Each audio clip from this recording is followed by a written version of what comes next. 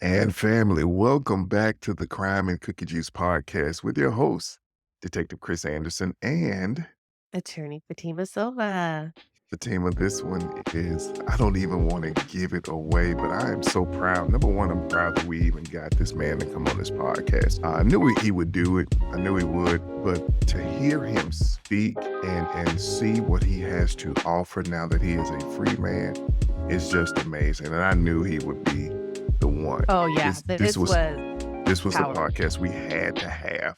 So, first of all, hey, partner, missed you. I Good missed to you be too, partner. back. I'm so excited. Yes, I'm just jumping right into it. I know. Like we just talked yesterday. Y'all, we wouldn't just come back for just anyone. Okay. Chris and I, we've been busy, but we had to come back for this one because unless you've been hiding under a rock or you don't follow us on social media, Evaristo Salas, also known as Junior Salas from the state of Washington, is a free man now. And Chris Mhm. and I are so excited. He was on Reasonable Doubt. I think it was season 4, episode 7. If you haven't seen it, go watch it now because this entire podcast will be spoilers. Right, Well, now you know he's free, right. but go check it out. The title of this one was called Hypnotized. We did some pretty cool things in this episode, including I even got hypnotized. Nobody saw that, but I did on Mhm, the side, which was a really cool experience. But this episode is powerful. Like mhm. he is powerful. Yeah. It's deep, it's raw, it's real, and I loved every moment of it. I felt like we could have talked forever. You know, it's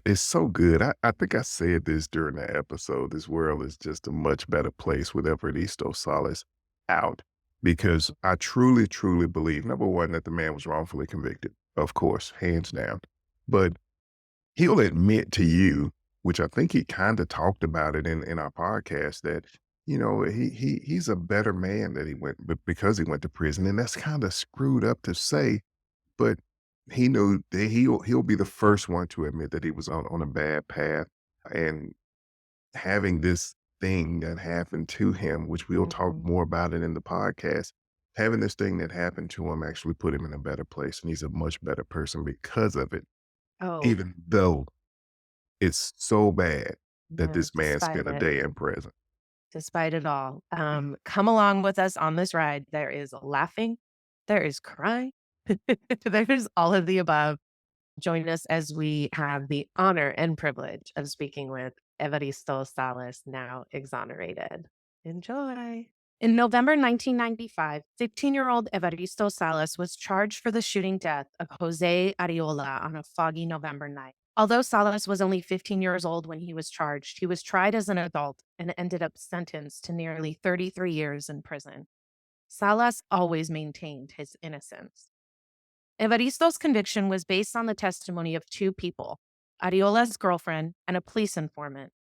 In recent years, evidence emerged showing that Arreola's girlfriend and the main eyewitness to the shooting, Ofelia Gonzalez, had the pickup truck in which he was shot to death removed from evidence just 3 days after the shooting. Gonzalez then had the truck cleaned, repaired, and traded in for another vehicle. There was also evidence that Ophelia was possibly hypnotized shortly before she identified Salas as the shooter. Salas's attorney at the time of the trial was not made aware of any of this. Receipts of payments the informant Bill Brunn received for working cases with the lead detective on the case, former Sunnyside Police Sergeant James Brevard, also were withheld from the trial.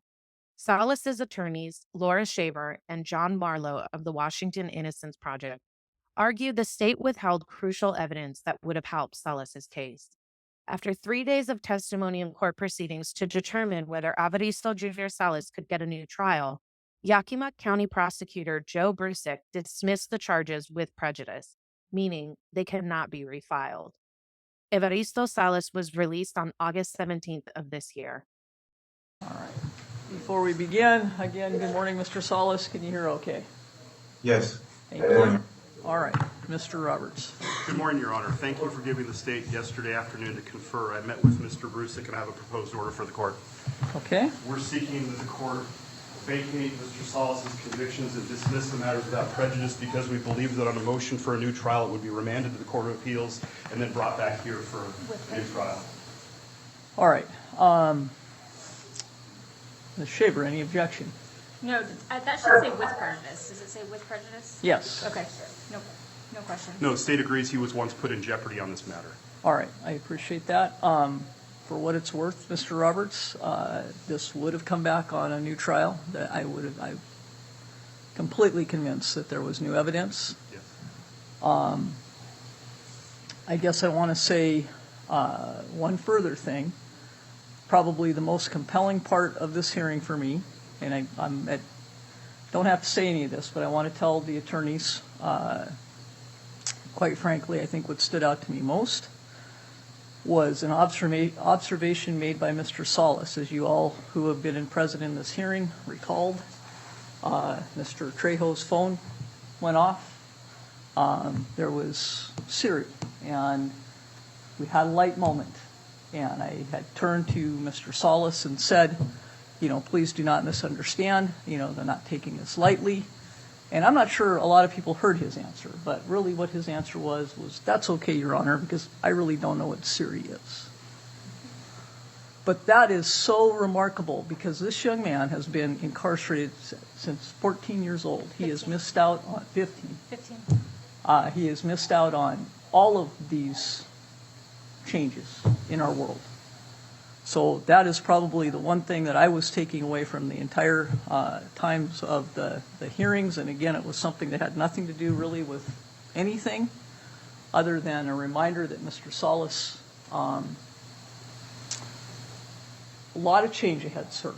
And the one thing I'm confident in is that you absolutely have support because you are going to need it. Yeah, definitely. So, again, you don't lose those formative years being incarcerated and just anticipate you come out and everything's going to be all sunshine and roses. It will be up front. Yeah, but definitely. The world has changed. Yeah.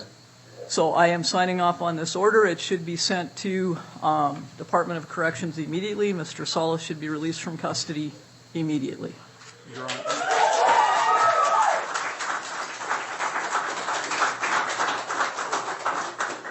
There he is. There he is. Evaristo. Hey, Hey, we got you. It's all good, dude. How you doing, man? I'm doing great. Yeah. Look yeah, at man. you. You look great. Yeah, it's been wonderful. Yeah, It's been that's good. say the That's least. good. It's Where are good. you at right now? Is that your old room? Yeah, this is the room that I left when I went to prison. Wow. Wow. Cool, You man. know, Where your sister's exactly at? the same. Really? Just as you left, how's it been going? How have you been spending your new days as a free man? Well, the first couple of days I spent it kind of enjoying this and kind of meeting everybody. I had probably about 30 to 40 new members of the family. Bunch of nephew and nieces, cousins had kids, nephews had kids. And so that was pretty chaotic in the beginning, but they all, were kind of, just eager to meet me. Mhm. They heard so much about me over the years, but they never actually really see pictures, but now never actually got to be able to see me. So Yeah. the first couple of weeks, it was just going from basically to barbecue to barbecue to barbecue to barbecue. And Was it I kind was- of exhausting? it was, it was a bit overwhelming, but the food was great. Yeah. What And I kind got of look- food? What kind of food are they feeding over there that you missed the I most? mean, well, the funny thing is I grew up on 7-Eleven food because I lived with my dad. Right. So my aunts, they lived here and there, when someone would come down from Mexico and they cooked the traditional Mexican food, pozole, tamales, menudo, that kind of stuff. But for the majority of my time as a kid, I ate burritos and nachos from The 7-Eleven. taquitos, 7-Eleven, Yeah. Arizona iced teas. Yeah. Coca-Cola, all that kind of stuff, so, but when I got out, it was, they were making a lot of pozole, tamale. It was basically a time for them to celebrate. And it was great because the family, after that happened, it kind of just split up and went their own ways, and it was almost like a tragedy that set our family members in different paths. Right. And what was beautiful about not only my being released, but it also, what it did to the family is it brought them all together. It gave them a reason to come back and celebrate together. How does that Right. make you feel knowing that Yeah, you yeah. were free? You are the reason why that you brought your family back together. That made you feel pretty good. I'm Yes, guessing. sir. Yeah, man. Yeah, the irony of the situation is that when I was a kid, I was always such a I was so, arrogant and ignorant of everything that I always caused issues when we had family get together. And so it was always, I was either frustrated about this, arguing with a cousin or something. And then now it's so totally opposite. I'm actually bringing everybody together, which is it's ironic and That's I love that. yeah, Well, man. you said yourself, right? I mean, when we interviewed you on Reasonable Doubt, and you were going through that process, you were very transparent with us. And we loved that about you, that you were very honest with your past, where you came from, the kind of attitude you had back then, the people you were running around with. And yeah. that transparency is really important for us Mhm. because that's more believable in this situation, how you got caught up in this situation, right? Not just, oh, everybody's lying about me. They're out to get me. You said, no, I was living that lifestyle. Sure. But one thing that, we've witnessed kind of your journey and you've told us about it and your family has explained is that throughout the years, you've grown. Look at you. I mean, you're out, you've got some maturity in that hair there now. Yeah. A We little all do. wisdom. Yeah, you got that Yeah. wisdom now. And it really, you can actually look back and say, this is the path I was on. This is the kind of kid. I mean, you were a young teenager when this happened. You were 14 years old, right? So you have naturally matured, but you can also say, I'm a different man now. You've come back a completely different man. Well, that's the thing, I wasn't even a man. I was a child Right. at the time. Right? And there's no way to cut it. When I went to prison, I went as a kid.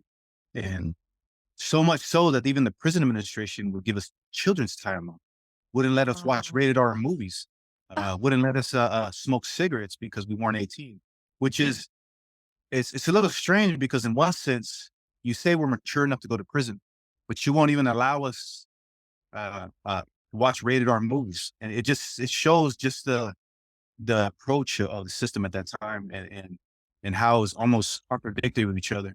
How in Yeah. one sense, we're old enough to get sentenced to 30 plus years, even a life sentence for some individuals, but we're not old enough to watch a rated R movie, smoke cigarettes, or even take regular time though.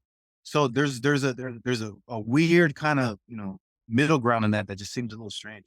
So, and It's so going, hypocritical. It makes no it is, sense.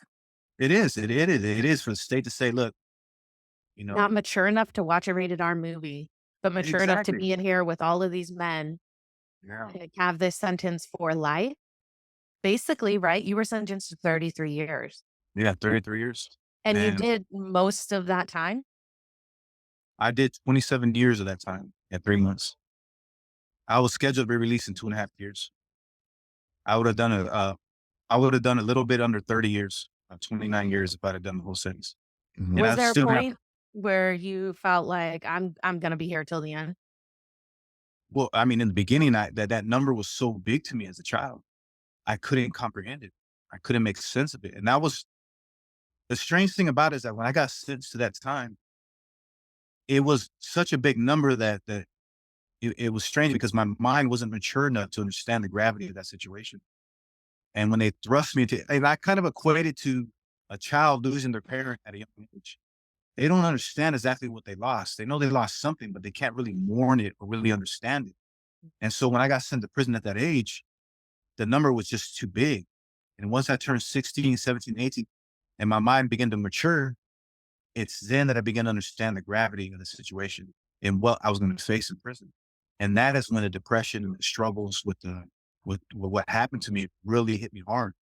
And so it was it was strange to go into a place like that Mhm. at such a young age because I had nothing, no reference in the back. I had nothing, no experiences that were going to say, okay, I've been here or I've done this before. I understand the situation. It was literally all new to me because I had never actually been locked up longer than 30 days. I think I did 30 days in the juvenile or 40 days or something like that. And so it was strong. So let's talk about the depression portion of it. You say you went through it at 16 years old. What was that like? A kid your age, 15, 16 years old, going through a depression. What was it like and how did you get through it? It was excruciating painful every day. It was this sense of hopelessness, of Uh, it was like, it felt like a heavy weight on me because Mhm. it wasn't like something happened to me and then passed on. It was happening to me every day. Every time that gate closed behind me, every time I went to main line, every time I got yelled at by a guard, or issues were happening in the yard, whatever it may be, it reminded me of the punishment that I was facing unjustly. Mhm. That's what made it so hard.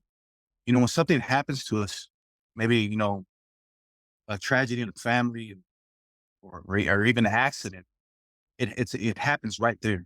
And then Mhm. you move on from that point. You heal and all that stuff.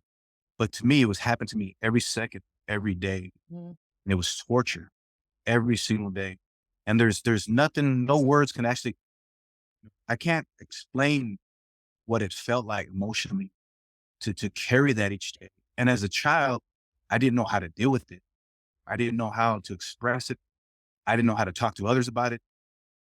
I just sat there and I took it, and I couldn't make sense of anything. I couldn't understand Did they why it have happened. any resources for you in prison being that young, going through that, any kind of mental health resources? Well, that's the hardest thing, the weirdest thing about when they were housing us as juveniles is this.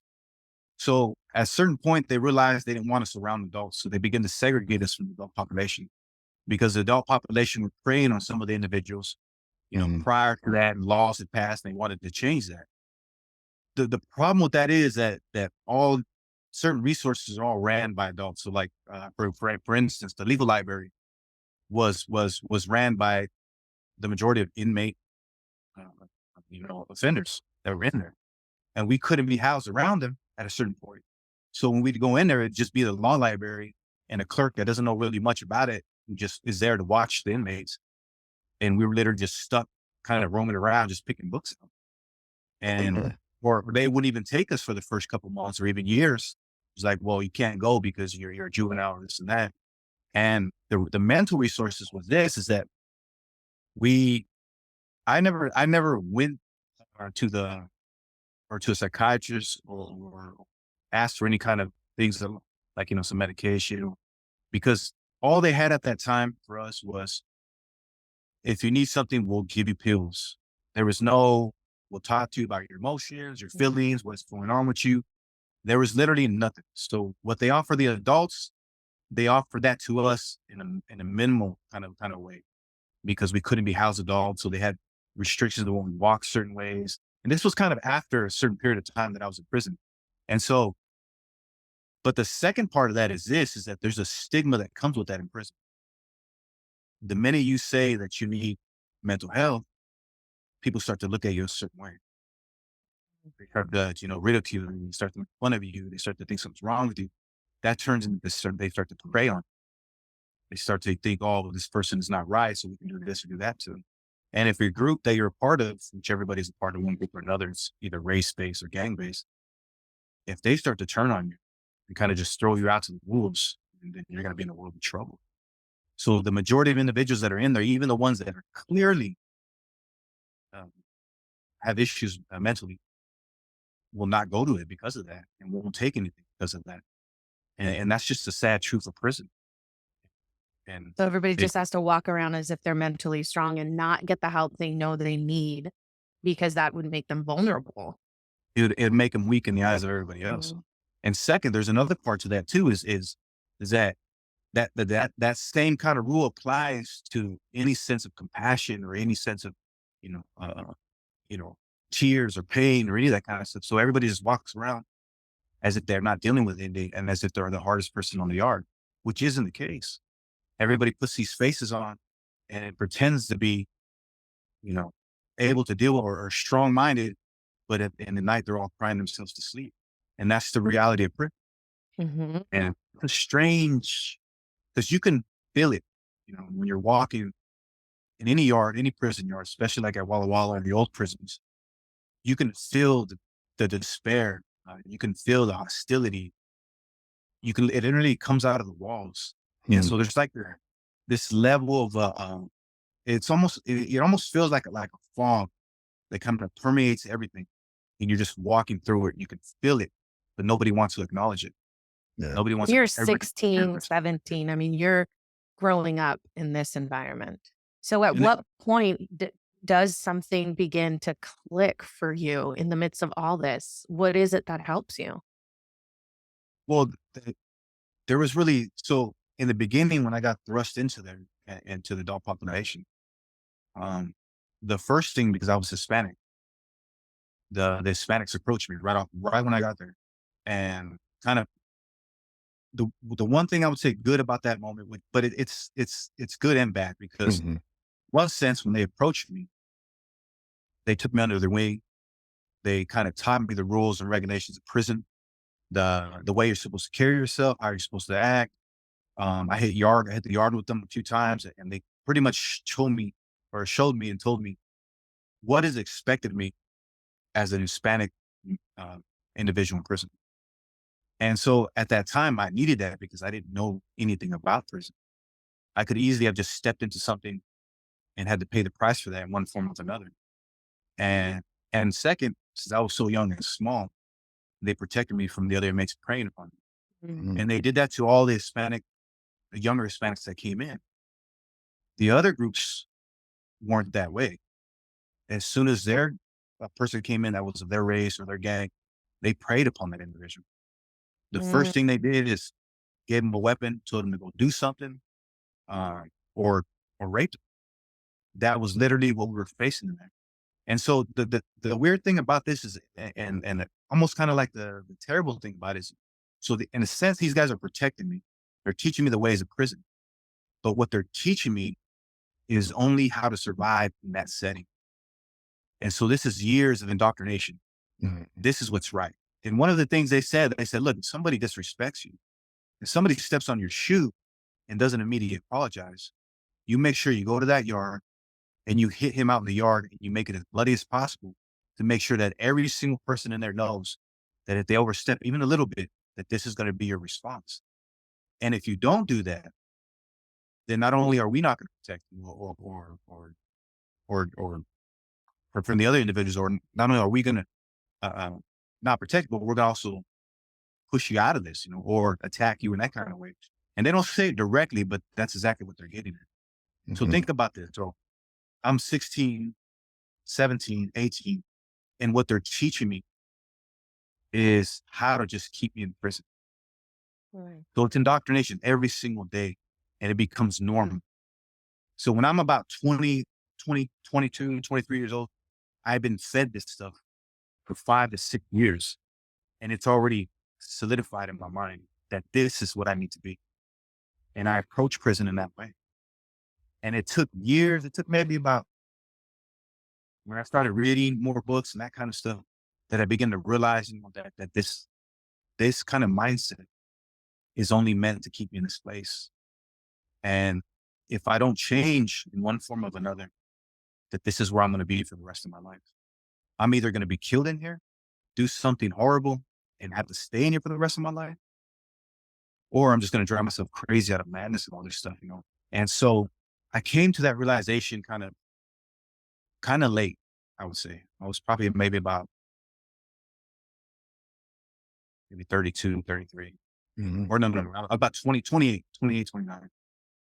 I begin to feel that not only is this wrong, but that if I don't change right now, that even if the opportunity arises and I get exonerated, that I'm going to do something that's going to keep me in prison.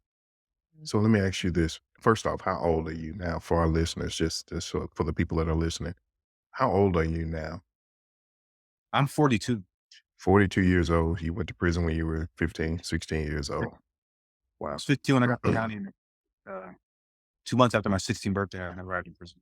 And I want to make sure I point out the fact that of what you just said is so poignant, especially to me, because we always talk about recidivism and how it's prevalent in people of color because and we hadn't figured out why it is because according to our judicial system, we have so many options for people after they leave from prison, and there are so many other things that we shouldn't have this recidivism. But what you just said is probably the most prevalent reason why we have it so badly because these kids they've been indoctrinated so much into that system that this is the only way of life that they know. You always revert back. Like for me, I know I'll never get outside of police work. I'll do some form of police work because that's all I've ever known how to do. Well, let's take that to another level. Prisoners, a person that's been in prison for so many years, that's what they know. That's what they're most comfortable with.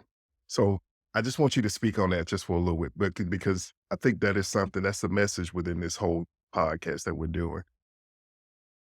Well, I think too, there's another side to it. So in the state of Washington, I don't know how it's in California or other prisons, but in the state of Washington, you can't even get into the programs unless you're 5 years or under.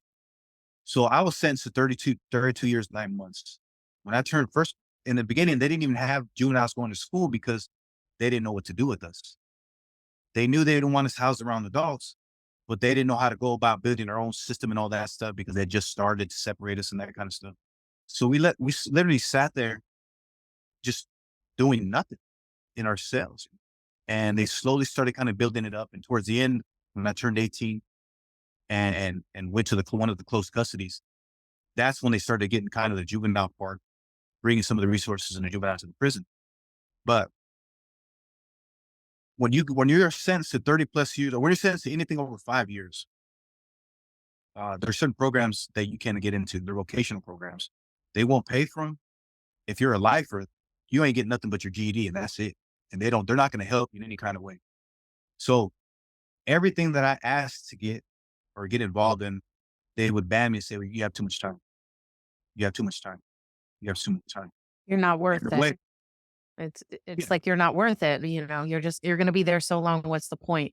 Even though it's good for your mind, good for you personally, it's what's the benefit to them if you're going to be here that long, which is disturbing because you're only 16 years old.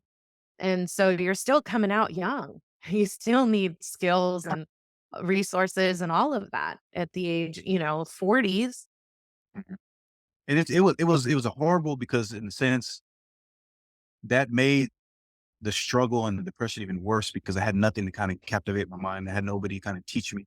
All I had was these prisoners in the prison yard, and some of them been there for years and understand how to manipulate the mind and use it to their benefit, teaching me all the negative things. And where they failed in our part and in other people's part is that if they would provide certain vocational classes or certain programs for us that are doing 30 years or life, whatever, then we would have something more than just prison politics to sit there and occupy our minds. So that would, once we get educated, once we begin to understand our worth, then we're going to make better choices in prison. And when we start making those choices are going to become habits. It's better choices. The things we do, we're going to develop these good habits. So if something happens, or so you get exonerated or you get released early because of court case or court ruling, you're not just dumped out and just like, well, here's $40 and bus pass and hey, good luck. Hmm.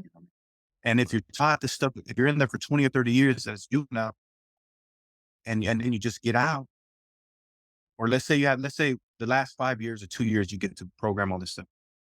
Well, it's so crowded that it's going to take you a year or two to get in any of those classes. So by the time you do get in there, you maybe get a month or 2 or 3 months, and then you can get into the program, and then pretty much you're out the door, and you still have the same kind of issues that you had before. Did you see a lot of guys that would, be released and then you'd see them back in Oh yeah, throughout yeah. your time there? I would say probably about 70 or 80% of the guys that were out, they would come back sometimes within months. 70 or 80%? I would say, I mean, just to be around the people Wow. I know, I don't know overall the prison, but like, let's say I was in a unit and in that unit, 10, 15 people got out. At least 11 of them came back and were locked up within the first 2 or 3 months. Wow. And a lot of those were kind of short timers. Mhm. When a person's been down a little bit longer than 20, they seem to kind of get their stuff together, or they get to a place where they kind of develop better skills or that kind of stuff. And so you'll see that their rate of coming back a little bit less, but they had other issues. Like there was a guy that I think a couple of them that had been down almost as long as I had. And this was recently right before I got out. And he was so scared of getting out that he was having anxiety attacks almost every day. This should be almost one of the happiest moments of his life. He's going to get out of prison, but he was literally scared, and he couldn't really deal with it because there's nothing in there to talk to these individuals and kind of prepare them for that reentry back into society, especially the ones that have been down 20, 30 years. They had nothing for me in reentry. So what I started doing is I started buying books on reentry, talking to people that were out, trying to learn the system before I got out. Mhm. And I was reading everything I could possibly do, but I was doing that on my own. And so there was like one or two classes that offered the basic principles of reentry, what to do when I get out, this and that, or what to do when you get out. But it's so general that it doesn't really help you in any kind of way. Yeah. And so that was kind of the sad thing that I would see every day. And when I would see some of these individuals get back, I would think, I mean, I don't even have the opportunity. I'm stuck here no matter what. It's unless something goes good on my case. And some people I seen come back 3 or 4 different times in a 20-year period. And I Wow. was just like coming back. Someone came back for 3 years, came back the next time 6 years, then 10 years, and then finally they get a 20-year sentence. And now I'm getting out before them. But to see them get those constant opportunities and just kind of ruin it was Mhm. another horrible experience in its own. Were there a lot of other guys like yourself when they were hitting that 20-year mark, they started to kind of separate themselves from the life in there and get prepared, get the books? There was a few. Some were so wrapped up in the gang politics or prison politics that they either caught more time or they just didn't care. Some of them went crazy. Some of them were stuck in the IMUs, never getting out of the holes. But there was a few, couple lifers that I knew that even right now as they speak, have been in there almost 30 years. And you can just by the way they live, you can tell they'll never commit a crime. They're super smart. Some of them got degrees or It's difficult that people think our criminal justice system and from all the way from the courts to the prisons, everything that everybody works together to make sure that one, you put the perpetrator behind bars, and then two, that once released, they don't reoffend, right? But nobody's really communicating with one another. Everybody has their own interests. You have prosecutors with an interest in convicting. You have courts with an interest in moving the docket along, getting cases off the calendar, right? Even when it comes to appeals, oftentimes we already know there's been a decision that showed, look at, we don't really have an interest in justice. We have an interest in finality. That's yeah, what's most important. And those decisions are disturbing on many levels because we are putting people, one, we're keeping innocent people behind bars and we're not holding the true perpetrator accountable. They're still out in the public. So if public safety is the issue, we're not any safer. But then we have the politics and the privatization of prisons and institutions, and everybody has an interest in the money. And so, do we really care? Do the people who are running these things really care if somebody is working on themselves, learning, gaining the skill set for when they get out? I mean, there are some people who do, right? The people who have to work with these programs, they want to make sure there's rehabilitation. But as a system as a whole, no, that's not the interest. The profit is always going to be over people. This is a facility filled with human beings, and these are humans that have been locked up like animals, and you are going to release them again. What do we expect? What do we expect to happen if we're not giving anybody the proper tools, if we're not hearing them out, if we're not providing these programs? So I appreciate that you've exposed that part because a lot of people every day that don't work in the justice system, they just think it all works. It should all flow accordingly, and it's not their problem. And well, if somebody is reoffending, that's them. They didn't learn their lesson. Well, what lesson? What are you providing them while they're behind bars all those years? So you are, I mean, Chris and I, even while you were still in prison, we yeah. considered you a success story, right? Before you were exonerated and released, when we were doing radio interviews or television interviews or even on our own podcast. If you ever listen to the Reasonable Doubt podcast of your episode, this is something we said. It's somebody, this is a young man who was completely honest and transparent about his past. And he has just learned so much. He has just built so much character. He has so much to offer society that to us, it was like whether you were in or out, you were making change. We Yeah. are so grateful Mhm. you get to do that now being out because that's what you deserve. But it's also somewhat kind of sad, if I could say, that they've lost that advocate in you behind bars, right? Those people who I'm sure you helped a lot of folks. I'm sure you helped a lot of men who were battling and struggling and trying to find their way. And now you're not there. So hopefully they're doing that for other people. Well, the thing is too, is that another one actually, well, I facilitated a couple classes in there. One was Toastmasters International. It was kind of a branch off of that where they allowed me to actually go into they had a unit that was separated. It was like a chemical dependency unit that had all the individuals that had drug use and all that kind of stuff. And so I would have to kind of build everything in the format and then kind of, send it's kind of like a packet, almost like you're pitching it to the prison administration, say, look, I want to start this program. If you allow me to go talk to these individuals, then maybe I can help them some kind of way. And so I did that within that prison system, and I kind of facilitated 2 or 3 classes, different ones. One was a Toastmaster based one. One was self awareness called Redemption, and then I would go speak to all the inmates that were coming into the prison every week. New inmates would come in. Me and another individual would go in there and speak to them about these classes, about the changes that we made, and try to get them right when they get plant that seed and get them in these classes so they can teach them different skills. And there was this one individual that he ended up, during COVID, he ended up moving in with me, but he was inspired to go to that class because of me, right? And he ended up getting out 2 years ago. And so he contacted me in like a week and a half. He's doing good. That was his 7th time in prison. And this is the longest he's been out of prison. And so he That's came over and amazing. yeah, and he tells my sister, he's like, he gives me a lot of credit. And I'm like, well, all I did was kind of give you the words and you already had it in you.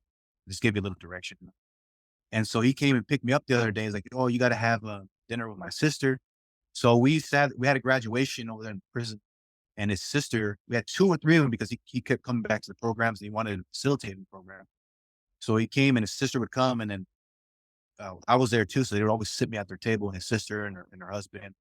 And that's all he had was him, his sister, and her husband.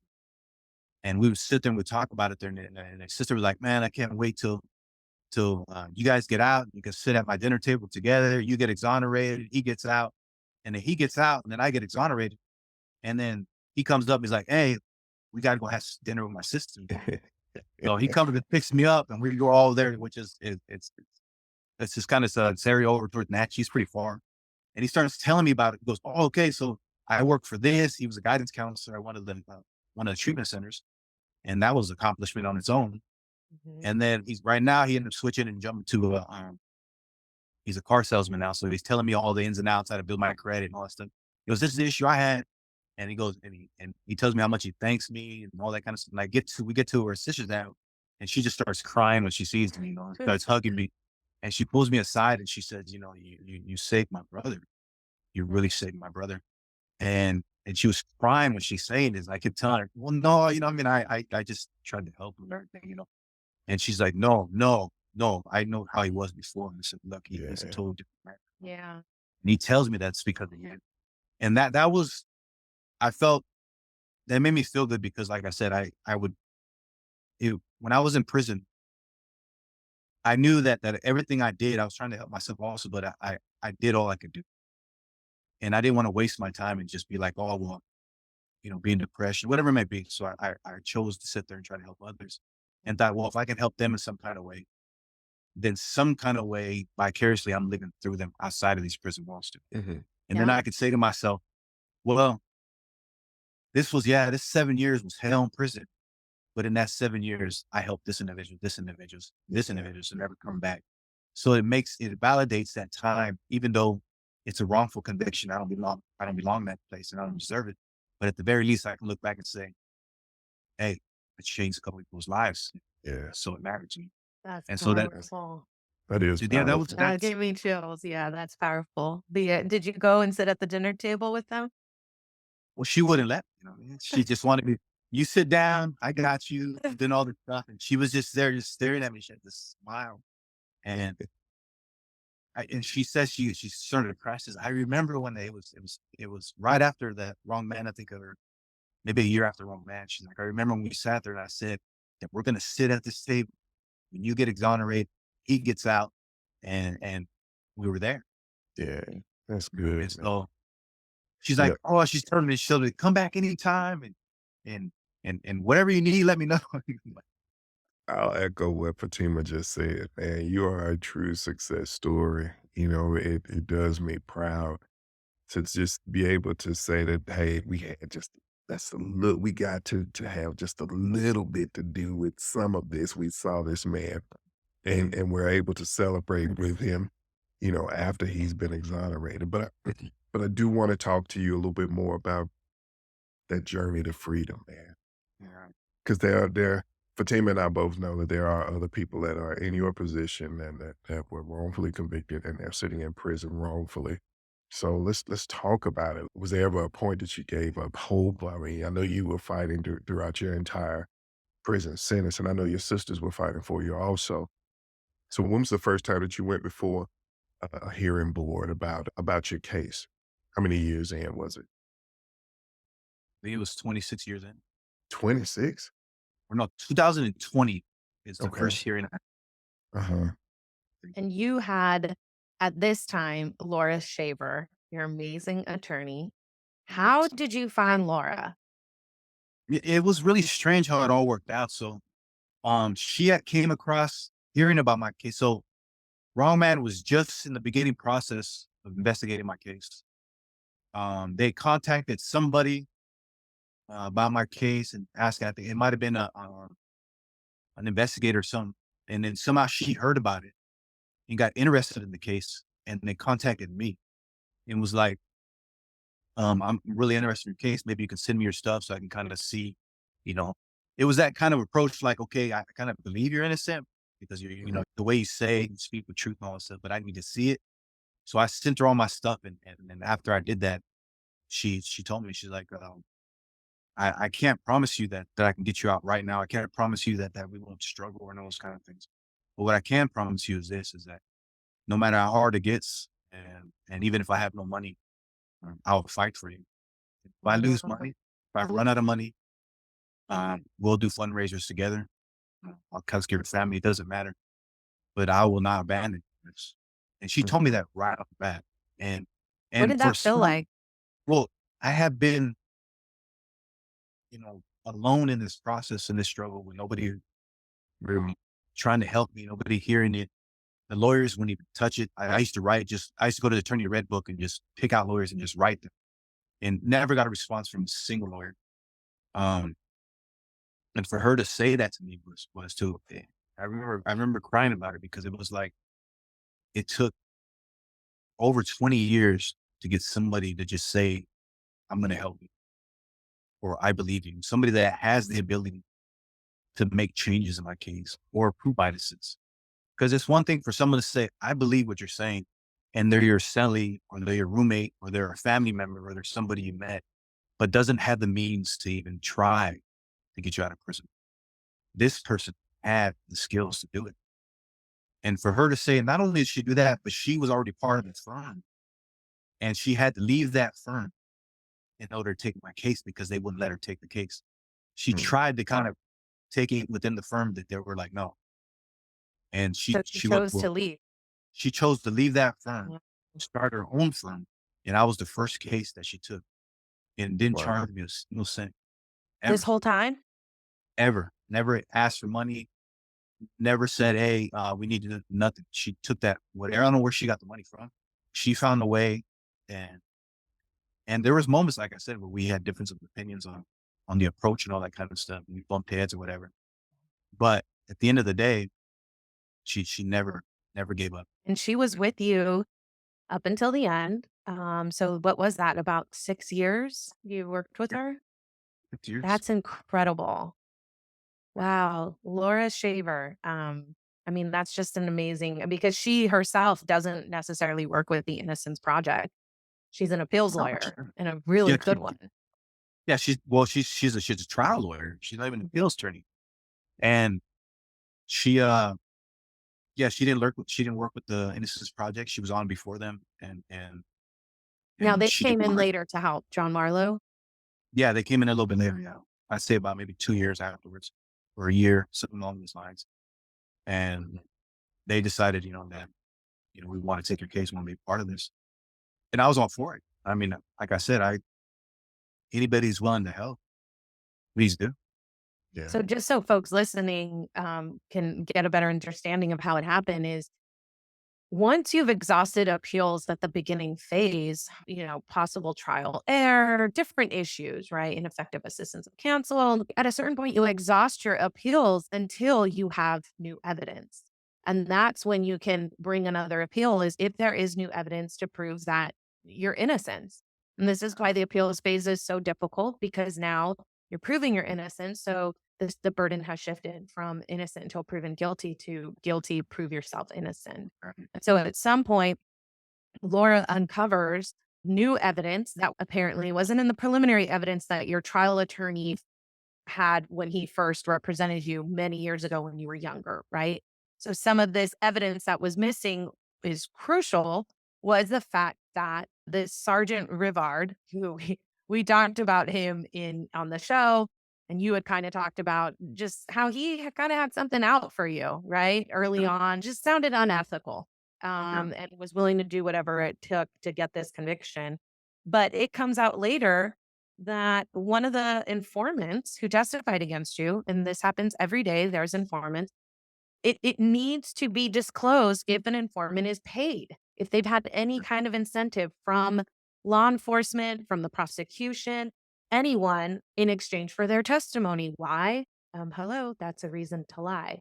So your attorney did not know that this key witness, this informant, had actually received payment for his testimony. And not just for that testimony, but like a back and forth with Sergeant Rivard on other cases. Yeah, he didn't, we didn't know. I didn't know anything about it either. And he argued that this last hearing that we had, he said, "Look, I wasn't provided the receipts. I asked for it, and he did. He knew there was receipts for something, but he didn't know exactly what those receipts for, and he asked, and they never provided it. Mm, Second, they were trying to say that those receipts had nothing to do with the case, and right. they had done with other cases. But then if that was the case, then why were they in my case for? And how is And it if so that's the case, it doesn't really matter when you try to separate even the cases. Somebody's getting an incentive in one case may have a reason to lie in another just because they're going to get another incentive when the next case comes along. All of that needs to be disclosed. yeah, All of every that shows a bias and a motive to lie. exactly. So this finally comes out. And then a couple of other things. I'm assuming all these years you never knew that Ophelia Gonzalez, the girlfriend of Jose, the victim in this case, that she actually basically tampered with evidence. She went to the tow yard a few days after the murder, lied to the attendee there and said that she had permission to have the truck back. And he released it to her without consulting with law enforcement, released it to her, and she had it cleaned, repaired, and sold. Jose was murdered in that car. So that's a huge piece of evidence that's now gone. And nobody was aware of this back when you were tried that she had taken this crucial piece of evidence. And on top of that, they put a referral in for charges to rendering criminal assistance, and it actually forwarded to the prosecuting attorney, and then nothing became of that. And see, I found out about this actually 6 years after because I started going to law library, and I realized that I can request my discovery file. And for 2 years, they dragged, or about a year, I would say to about a year, they kept giving me, "Oh, we can't give this and that." And I started quoting the RCWs. And then they realized, "Oh, he knows what he's talking about." And then they just threw all this evidence or threw all this paperwork to me. And when I got the paperwork, I see all that in there, and I just couldn't Wow. believe it. Mhm. I was like, they never mentioned it in trial. I didn't know anything about it to that moment. And I was just like, I knew I had something, but I just didn't know how I was going to get it into front of a judge. I didn't have the skill level. I didn't have the reading level at that time. But I knew that if I got that paperwork into the right hands, that would at the very least show that my trial, wasn't as fair as they're trying to make it seem. It wasn't fair, right? I fair. mean, that's an issue. She was a key witness in this case, not only the witness to the crime, the witness who identifies you as the perpetrator. She actually could have had charges against her for tampering with evidence in this case. That's huge. Yeah, it's So huge. at what point, I'm curious because I know that at some point, so there was an appeal. And just so everybody knows, there was an appeal for a new trial. And so a new trial is denied. And Yeah. then that's appealed. So just so that everybody knows, it's like you're constantly having these setbacks and discouraged, and every appeal takes forever. And so then they appeal to a higher court, and the higher court looks at all the evidence and says, we want an evidentiary hearing based on this information, based on this new evidence. And I'm curious, was part of this evidentiary hearing also the fact that Ophelia was possibly hypnotized before identifying you? Yeah, and that right there came out. I actually seen it, but didn't really understand the gravity of it. I went over it a couple of times, but when she seen it, and she's a lawyer, she understands the arguments and what they need to pull out of there. She found one little line in there, and it's to mention the fact that she's open to be hypnotized, and that kind of piqued her curiosity. And then she went and kind of found out that the victim's mother was actually there with her, and then spoke to her and was like, did you see any of this happen? And the victim mother said, oh yeah, they took her in there with somebody else. And when she came back out on the way home, she told me that, they hypnotized me or they put me to sleep. And then when I came back, I then actually picked up Evaristo. Now, Ophelia is present recently at these hearings, and Ophelia takes the stand. Is she questioned on that? We questioned her, and everything she said, her almost every single response was, I don't remember, or I don't recall. Mm. Oh yeah, typical. And it was almost every, it was literally almost every question, even the things that weren't even incriminate her. I don't remember. It's So she just, was asked, "Were you hypnotized?" And she said, "I don't remember." oh, she said, I wasn't hypnotized. And then my lawyers asked her, well, who was the one that kind of mentioned that to you? And then she said it was Rivard that mentioned it to her. But Rivard said it was her that mentioned it to him. And we at least got her to say that, to admit that was taking place. But she said that, yeah, she said it never happened. That was the only kind of one things that she said that didn't, everything else was, I don't. So the slam dunk in the case for you, which leads to your sudden, unanticipated release during the proceedings, is Rivard on the stand, correct? Yeah. Yeah. Rivard's on the stand. And he admits to paying the informant. Yeah. It was the way she kind of approached him it wasn't just that. That was the moment where it just fell apart for him. And that was the moment that was enough for the prosecuting attorney. He's like, I got to get this guy off the stand. But it was a whole lead up to that moment. And what she did is she showed with proof by his own statements that he's a liar. Mhm. You told Mr. Brune that another witness identified Mr. Salas, so it was no big deal that he did. No, You knew that Mr. Brune's testimony at Mr. Salas's trial was false. it was not false. When you directed Mr. Brune to go to Rainier Court, you paid him to do that. Is that right? I gave him $20. When Mr. Roberts was questioning you on direct, and multiple times over the years, you've always denied that you ever paid him anything. I did So now not you're pay saying him. you paid him $20? I did not pay him to testify. But you paid him $20 to go to Rainier Court. I gave him $20 to go out into the community to try to find out any more information on it. He was never paid to testify. You never put that you paid $20 in any of your reports. You agree? There's a receipt for $20. Does it have Mr. Salas's case number on it? There's no case number on it. I think it says Rainier Court on it, So that was for Mr. Salas's case. I believe, yes. But listen, I gave him that $20 to go out into the community for a service On Mr. Salas's case. to try to find out the name, yes, who they were. So now you agree you did pay him for Mr. Salas's case, for working on Mr. Salas's case. I gave him $20 to try to find out who it was. But I never paid him to testify. Did you ever tell the prosecutor that you gave him $20 to go to Rainier Court? I don't remember. Can I ask about Rivard now? Is he retired?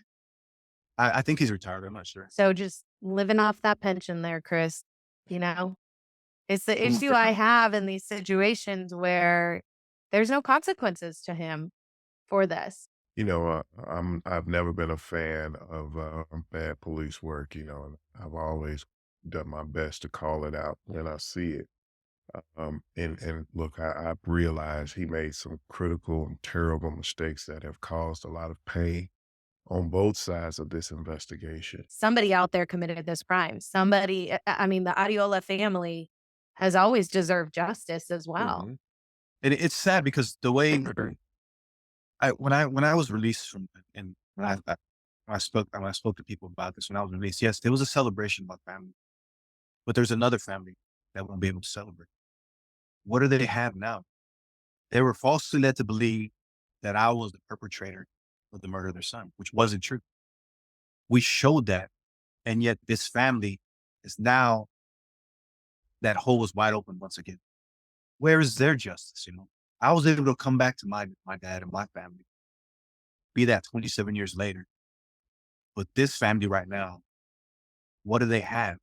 They don't even have somebody saying, we're going to investigate. None of that. It was just like, well, okay, you're out, and that's that. And, you know, and whose fault is that? You know, this officer decided for whatever reason, I don't know the reason, I can't get in his mind, but decided that he was going to choose the person who he thinks committed the crime. And by doing that, he not only victimized my family, but he made victims of that family a second time. Mhm. And they didn't deserve that. They deserve as much justice as I deserve. And that's the sad truth of what happened. You know, I'm happy that I'm out. You know, I'm grateful for it. But at the same time, that family right there has had no closure. And who knows if they ever will. And that's just a sad reality of what the justice system has did. It failed in this case. And I mean, it corrected itself, yes. And it took a bold judge and Court of Appeals to see that. But at the same time, what about this family? Where is their resolution? Where is their justice? And that's the sad, because his mother got up there and spoke again. And you feel it. That woman lost her son. That was her son. So the Arreolas were there. What did they say? Yeah, they were present, and they testified. She got up and just said that, you know, that Ophelia, when she went up, it was a short testimony, but she got up and she said basically that when she went with Ophelia for her to go pick out a photo line or look at a photo lineup, that when she came out, she told her that she was put asleep, and then she was able to pick me up, and what she equates to, you know, being hypnotized. Mhm. And then after that, she says, you know, my son was a good person. My son has kids. They're beautiful kids. My son is this person. My son is, and what she was doing was basically saying, don't forget that my son, Yeah. you know, that's right. She wasn't looking at me and saying you this. She just said that she goes, all I hope is that she goes, whatever happens here today, some to that effect, it's in his hands. I mean, it's God's hands. But my son is a good person. My son is a snap. I remember that. And it's true. It's like, I mean, what do you Did you say to a see mother like that? the episode? I mean, I know you had a chance to watch the Reasonable Doubt episode we did, but the brothers interview. I mean, how did that make you feel? During the reasonable doubt, Mhm. that that was horrible. I mean, it was gut wrenching. And when he got up there to testify too. He did the same thing. Couldn't even speak. Mm. This is a family that hadn't dealt with it. They never really dealt with it. They put it away and said, okay, what happened happened, but at least the person that this person told us did is in prison. And they come to find out the opposite. And then they have to come back and speak about these things. And, he was in pain, and you could feel it. To see that, any person with any kind of soul is going to feel that. And Evaristo, do you believe that Rivard just had tunnel vision and thought it was you and he had to find a way to make it you? Or do you believe that he manufactured everything knowing it wasn't you? it's hard for me to get in his mind. I like to believe that every police officer, looks at things objectively. I like to believe that. I like to look at that and say, look, they do their best. Maybe they're stressed in circumstances or they don't got all the money they need. And, something happens. But when I look at this, and maybe I'm a little biased, but when I look at certain things and when I listen to that informant and he plainly says that this person said this person said that. Yes, it comes with a little grain of salt because he's this, but at the same time, I wish I could say that maybe he was just overzealous and just got focused on me because that would be easier for me to accept. So when Mhm. I had when the informant came forward and said, "This is what he did," and this is that, that was the first time I even knew about it. And then when that realization, that moment was, oh my god, it was on purpose. Up until that point, it was like you know, it was a fluke. You Somebody didn't want to this. live with that weight. You couldn't. That would be really difficult. No, that when I learned that was a blow, like no other two. It Mhm. was like if something happens to you and you're suffering, and you can just equate it to, oh well, life is life. We suffer. It's a struggle. It just fell on me, bad luck, whatever it may be. Maybe I look like the person, whatever. That made it easier. But when I found out it was actually somebody behind it, or the Mhm. possibility of somebody being sadistic enough to say, this kid's going to pay for it, going to be an example to everybody else. That was a blow to me. And that was like, oh my God, it was on purpose. And that made it more painful at that point. Mhm. Yeah. But at that moment, up until that moment, I didn't look at Rivard as being anything other than he's just going on what he has, he's just doing his job. Who knows? You know what I mean? I just knew that I didn't do it. I didn't know that the informant was paid or told to say this thing. I don't know why Celia said the things she said, because I still don't know. You know, I can't get into their heads. I just know that I didn't do it. Right. I never said the officer came and paid that informant. His own informant said that. Mhm. The guy that he supposedly trusted, that they did all these cases together, that was his best informant. He's the one that said, not me. Because I don't know how that happened or what happened. So So Well, the way you phrase it, I just want to make sure that I'm reading this right. So did you know the informant in any way, shape, or form? I didn't. I'd never seen him before in my life. He said something to the effect that um, I had went to a place and then I tried to get information out of you, but you didn't say nothing. I don't remember any of that if it took place, but I can tell you I don't recognize him at all. Yeah. And that doesn't change, it doesn't change. I just, I don't recognize him at all. Okay. well, the number one question that all the fans and the people who've showed support for you want to know is, are you going to move forward and seek some compensation for all of this? Yeah. I mean, in all honesty, like when I thought about everything, I'm tired of dealing with the courts. I don't, what is, it's not, nothing's going to change in it. It's not going to bring back the 27 years. It's not going to make me feel any better or, it may make life a little bit easier for, and that's the decision, I guess, kind of pushing down. But there's a part of me that is just so tired dealing with Mm. this. That just, I don't, do your thing. I mean, and when it comes to that officer, I hold no hatred towards him or towards informant, none of that, because that is a prison in itself. Mm. And I decided long ago that I had to make a choice. Do do I sit there and once I found out that he, according to the informant, that he paid him and all those kind of things, and to he said he made it to it himself that he paid, but I can't sit there and be angry with somebody and try to be right with God in the same time. I can't. Those two things can't exist in the same heart.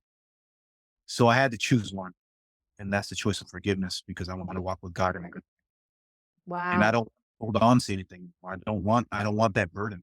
I know what that brings. And that was a choice. And so if I was to see him, I would there would be there's no hatred there. It is what it is. And it's because I have to I want to live morally. I want to live a moral way no matter what. I did it in prison under some horrible circumstances. I want to make sure that the rest of my life that I do the best I can to serve my community, to uplift them in some kind of way. To take that 27 years and make it have meaning, not to me, and to everybody else. That is the only way to look at that and say, when I'm older, and say, okay, they took this from me.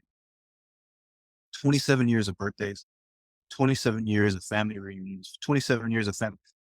They took that, but this is what I made of it.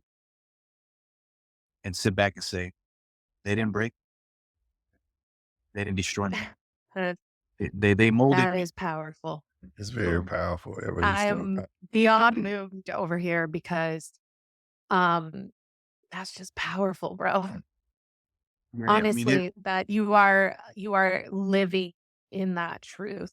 And it's just an inspiration to us and a reminder, right? As somebody who works in this field, I often get bitter. And it is about a lot of times, the payback, the redemption.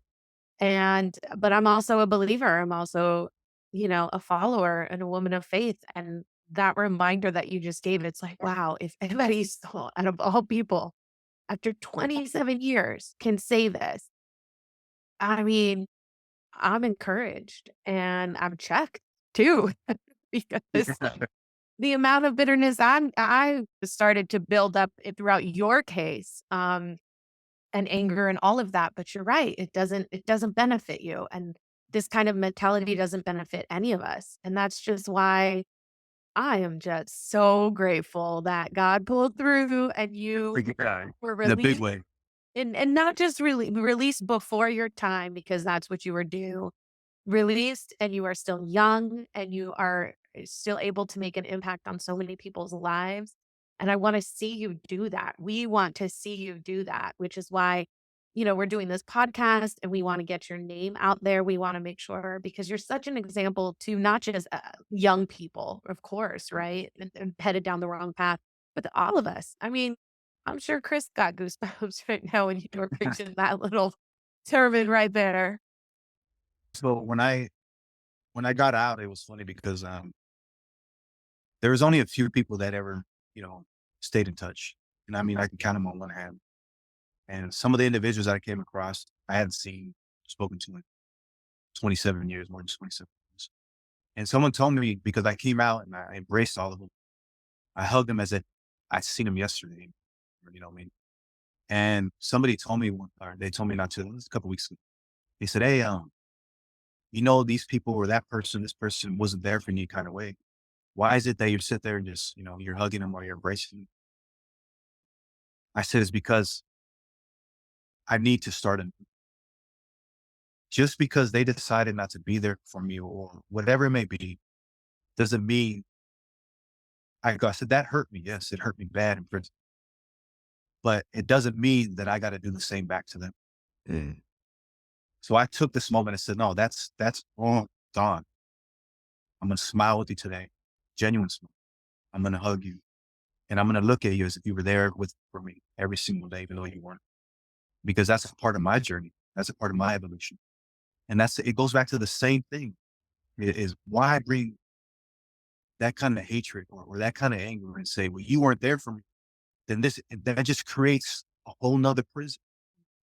And I told him, I said, look, I'm out of prison. I'm out of the prison physically. I'm out of the prison mentally, and I'm gonna make sure I stay out of it spiritually. And that was the whole point of it. And he kind of sat back and he was like, I would be mad. I said, yeah, no, you can't. But I get it. But it doesn't. I'm in line already Yeah. to buy the book. Yeah, So man. You Yeah. should stop talking to us and start typing right now, dude, we've 'cause got some folks who would love to help you put all this on paper. Yeah, That's man. for sure. Yeah. Send it Yeah. my way because I definitely need the help. I got my dad. My dad bought me a laptop the other day, and he was I like, see that there. he Yeah. goes, yeah, he goes, hey, I know you're gonna need this. Man, Yeah. it's Say cool. less. And I got my my little laptop for Dunning book here. I could probably borrow that. I should probably borrow that. Right, right. Give me a couple months, and I'll master this thing. So Man, I told your sisters this when I saw them, and I'll tell anybody in the world, this world is a much better place with you being out of prison. We are in a much better place. So, and it doesn't phase me to say that. I'll say it all over the world, dude. You are a true inspiration. I need for you to keep doing what you're doing because Mhm. it's helping more. I mean, I know you've seen this 1,000 times over.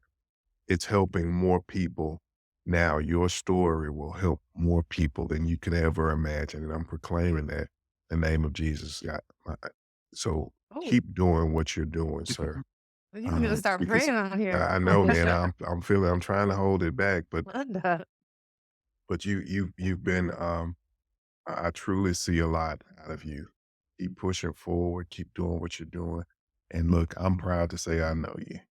Proud to say that God, hey, we got to look at this case and we see what everybody else saw.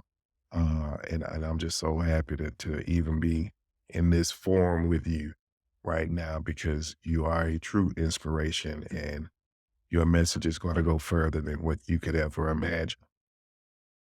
We are thank you. definitely honored, So, Evaristo, and I'm really excited to see what you do because I know that we want to see you move forward and be that voice for people and speak out at different organizations and groups. I mean, you can reach across all aisles. And I think that's really important. And just the testimony that you have, the way that you carry yourself, it's something that needs to be shared with the world. So we're here to help you share that story. We are really happy that you came on and updated us on life. We want to let everybody know that we are going to be linking a GoFundMe for Evaristo because, as you can imagine, getting out is real tough entering the world, but also as a lot of other individuals who have been released have said it's tough even just getting your social security and your license and all of those things to even get a job. And you're first entering the workforce. So it's very tough. And especially these days, I joke with Chris, you walk outside these days and there's a toll of $200 just to walk outside your door. right. So, um, so we definitely want to be able to bless you and help you and send around the GoFundMe and just make sure that people can follow you. Do you have an email if people want to reach out to you? I do I gotta my Okay, if you want to share that with us, we can also post that. There might be some fans, there might be some ladies. Or Yeah, man. Be careful about that, dude. Man. After they hear this, they're like, woo, want me a man of God. I need that kind of faith. But yeah, if you do want to share that, just so that people can, get a hold of you and reach out if they have any ideas for having you speak, whatever it may be to their organizations, nonprofits, those kinds of things. But everybody who does do that, make sure you bless a brother. And so we are going to yeah, post a GoFundMe and, we'll stay in touch and follow your journey, Evaristo, Absolutely. because we're just excited to see where it goes. yeah. I mean, I already spoke once. I'm going to speak again on the 15th at a sizable conference over in Yakima to the youth and everything. So it's Wow. start. And like I said, whatever I can do to help my community to lift it. It's not so much about me as much as about trying to do the best and to see them go in a different direction than I did when I was a kid. So, Mhm. Well, I wish we could be there and give you a big Yeah, hug. man. Honestly, like I Yeah, just man. want to wrap my arms around you and just give you a big hug. I'm so thrilled for you, and I'm so I get emotional when I think about your sisters. Yeah. Um, they love their brother a lot, and your Yeah. whole family. They're just amazing people. So you are blessed, and Yeah. I know times get tough, and that mental battle's got to be tough every day. I mean, you are more than equipped, but we'll be praying for you, for sure, along this journey. I'm gonna go now because I keep. Now, It's so your sisters were Vanessa and Debbie. and Debbie. Debbie. Vanessa and Debbie.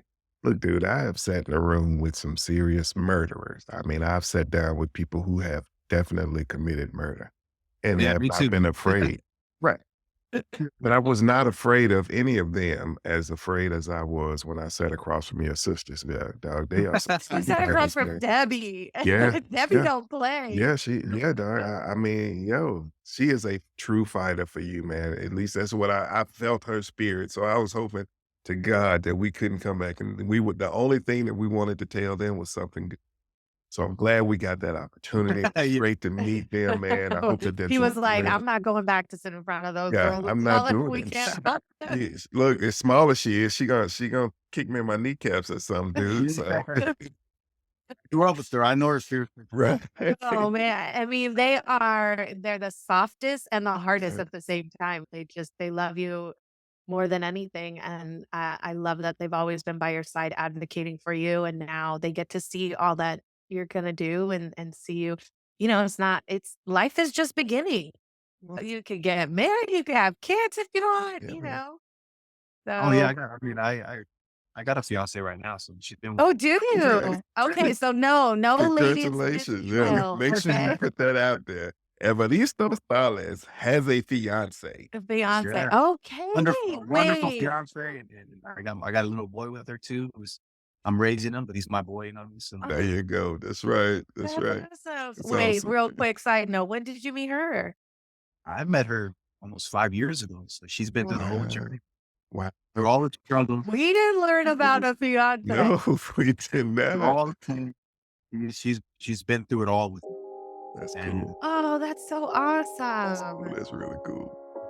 Well, Evaristo, we just got so much love for you, bro. And we'll stay in touch, okay? And give the whole family our best. Yeah, Dad Yeah. too, man, Thank you, guys. especially. Yeah. Good to talk to you, man. You take care of yourself. We'll be talking soon. yeah, thank you guys. I appreciate all your support.